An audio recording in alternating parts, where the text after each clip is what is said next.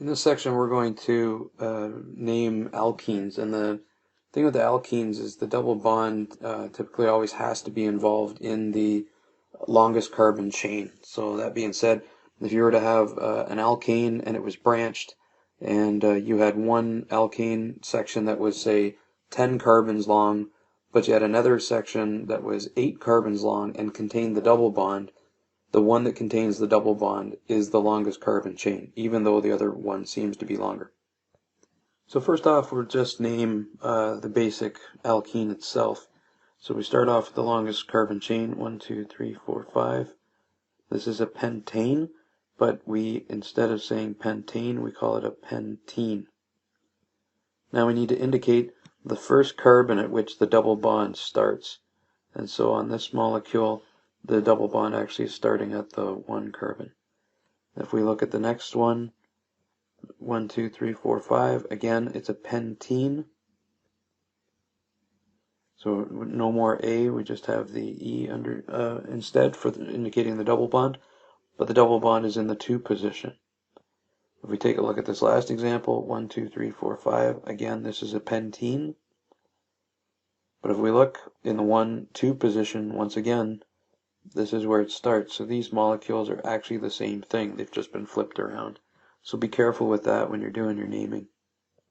So this is the example I was getting to before. If we look at the actual longest carbon chain, we have 1, 2, 3, 4, 5, 6, 7, 8 involved in this molecule. But if we go a different way and actually include the double bond, 1, 2, 3, 4, 5, 6, 7 is the longest chain. So it's the longest chain containing the double bond that we want. So this actually is a heptene molecule overall. And this becomes a substituent then. So if the number 1 carbon contains the double bond, it's a 1-heptene.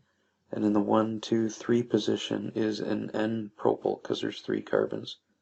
So we can say 3-propyl or 3N-propyl to indicate that it actually is a straight chain. You don't have to put the N, it's implied if the N isn't there that it is a straight chain overall. And we'll take an example where naming priority comes into play.